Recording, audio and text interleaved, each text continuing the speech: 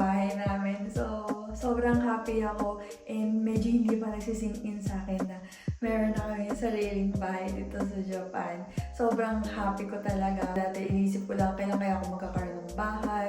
Parang, since grade 5 pa lang kasi parang pangarap ko na magkaroon ng sariling bahay. Sobrang haba na nilakbahin yung dream ko pero finally, ganito na ngayon.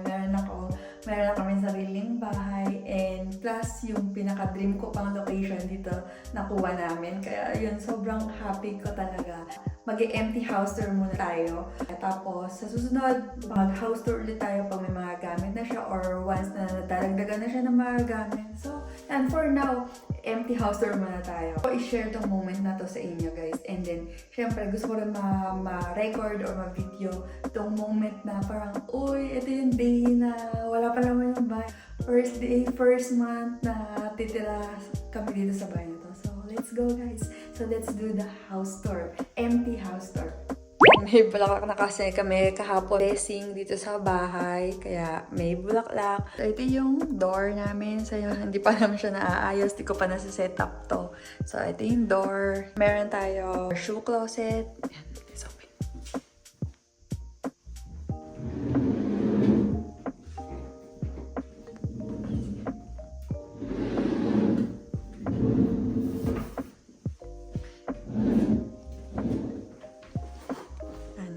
Ay siyang closet for our shoes kasi alam niyo naman na sobrang hilig ko sapatos.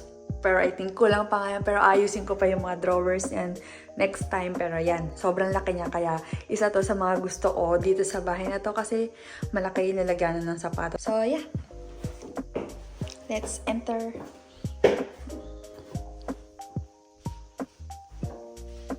In this side, meron dito tayo pataas sa second floor. Pero ayan, dito muna tayo sa loob. Ito yung pantry or magiging pantry namin. Ayusin ko pa to para maging maayos yung pantry area na. And then sa right side, this one is yung toilet. So, ayan yung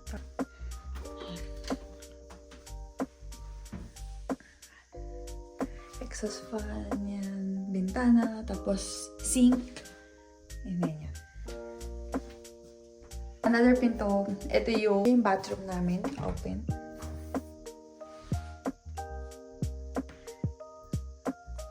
Meron din sink, tapos may mga cabinet. This one, meron siyang heater, so pag lumalapit sa lamin or ma-foggy siya, para matanggal siya, yun yung purpose nitong heater na to. Tapos meron din siyang ilaw, yan.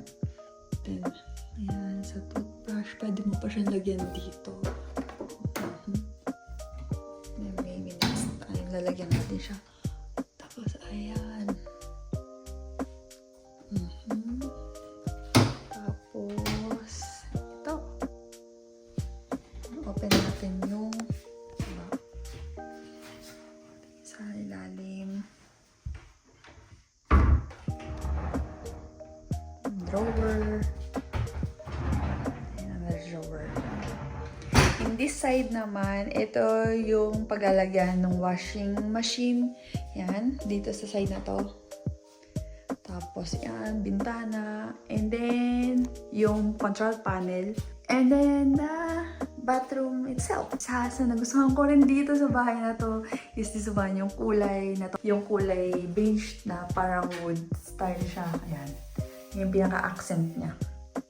So, may control din dito. Yun yung bathtub. Tapos, ito yung cover ng bathtub. Hindi pa namin siya na unbox. Pero, ayan. Yun yung para pag nilagyan kasi ng tubig dito, mainit na tubig, i-cover mo siya para hindi siya basta-basta lalamig. So, pero may reheat din naman to, yun, or yung purpose ng mga control panel. Pero syempre, iba pa rin pag may cover.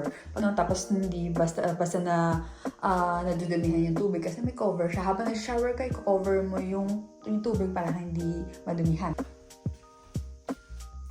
And then, sa this area, ito na yung living room and then yung kitchen. Tadaan! So, ito yung kitchen namin. May ilaw ba? Parang ilaw. Asan yung ilaw? Ayan yung ilaw. So, ayan yung kitchen area. Malaking sink dito. Gusto ko tong sink na to. And yan, yun yung gusto ko. Itong floor, yung flooring color niya. Ang dami kong gusto dito sa bahay kasi yung color choices niya is yung mga gusto ko talagang color. May mga drawer tayo dito sa sink area para yan paglalagyan ng mga gamit.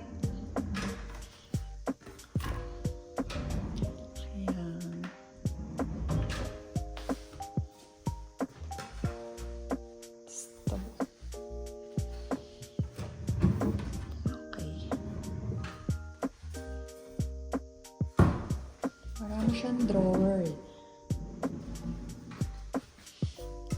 Ay, sasara. Marami siyang drawer kaya okay.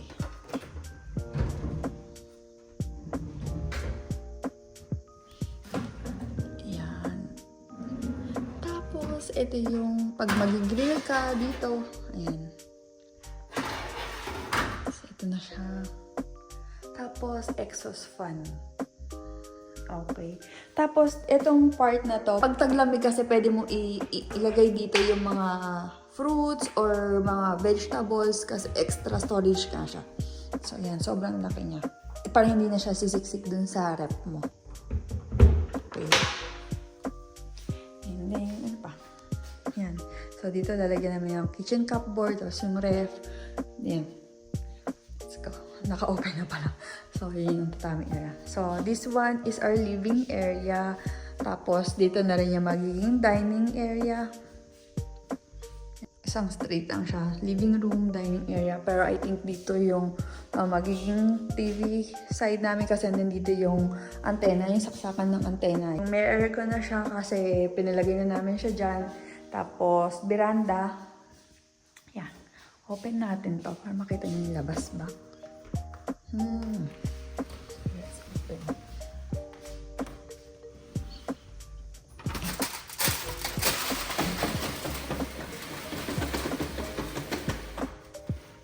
Yan lang muna. So, yung may mga hollow blocks yun yung kagandang tayo. Marami ng damo, so bubunutin yan. Susunod, post natin.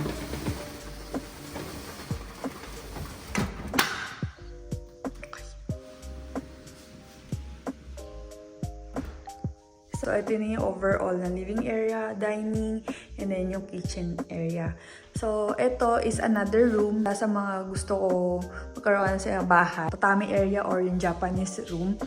Kasi dito gusto ko yung magko-coffee or tea. Parang Japanese style talaga kasi nga tatami area. Yun yung peg ko dito sa room na to. Hindi siya magiging bedroom. Isa yan sa mga gusto ko magkaroon sa bahay. Pag nagkaroon ako ng bahay dito sa Japan dati, maluwag siya. Meron siyang cabinet dito.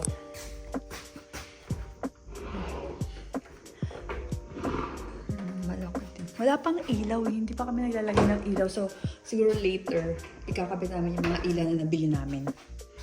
Ayan yung cabinet niya.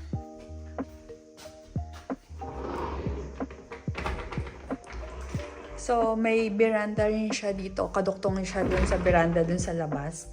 So, yung kasi maluwag kasi yung labas nun. Kaya, pwede mo rin siyang lagyan sa next line ng separate area para may sariling talagang veranda tong Japanese room ko. So, ito yung door from the entrance. Pwede ka kasi manggaling sa entrance diretso dito sa kwarto, tatami area. Kasi parang receiving, pwede siya maging receiving area or yung sa mga guest receiving area. Pwedeng pagkagaling ng mga guests mo, dito na kayo mag-tea or coffee. So, ayan. Ayan yung entrance. So, let's go upstairs para makita nyo yung second floor. Let's go. Diba? Yung gusto ko talagang peg ng kulay na bayo, white and beige. So, we have 3 rooms dito sa second floor. Ito yung master bedroom, another room, and then toilet. Pasok na tayo sa toilet. Ganun din. Same lang din naman katulad sa baba. So, parang hindi na bababa, di ba? May toilet ka na dito sa taas. And then, ito yung para magiging guest room namin. So, sa mga friends ko na pupunta dito, you know, mayroon kayong sariling kwarto. Ayan. So, maluwag din siya. And overlooking sa labas. Malaki yung closet niya.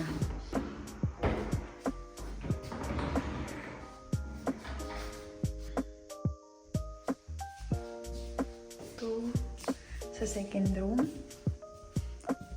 Yung second room. Maluwag din siya. Meron ng veranda dito. So, dun sa labas yung sampayan.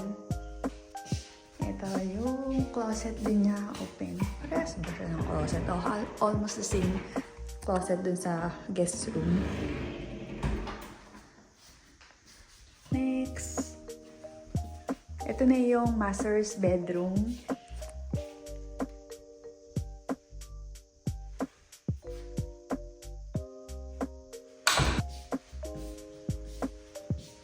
May closet din tayo dito. Hindi nga na siya walk-in closet, which is yung gusto ko sana. Ito yung closet niya.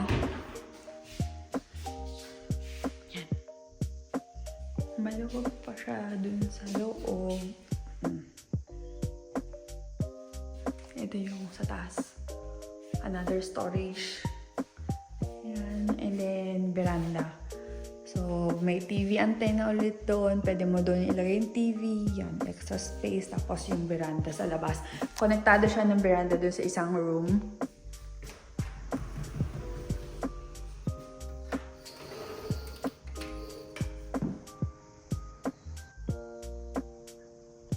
Ngayon, mag-aayos na kami dito sa bahay, maglilinis, maglalagay ng mga carpets, yun, mas mamimili ng mga ibang gamit. So, sobrang busy, pero sobrang happy and grateful. Kasi syempre, yan, finally, bahay na to, inaayusan ko, bahay na namin to, sariling bahay na namin to. Ang tagal-tagal ko ng pangarap magkaroon ng sariling bahay. Since grade 5 pa, parang nagkaroon ako ng realization, one day gusto ko magkaroon ng sariling bahay ko, and parang gusto ko pagka-graduate, trabaho, parang yun yung mga nasa isip ko kasi noon. Since noon pa parang partner, lipat kami ng bahay. Dream ko talaga is magkaroon ng sariling bahay, kaya sobrang happy ko talaga na finally ito na yun. Hindi na muna for today for our MD house tour. Update ko na siguro kayo next time kapag meron ng mga laman or may mga changes na nangyari dito sa bahay. Mag-update ako ng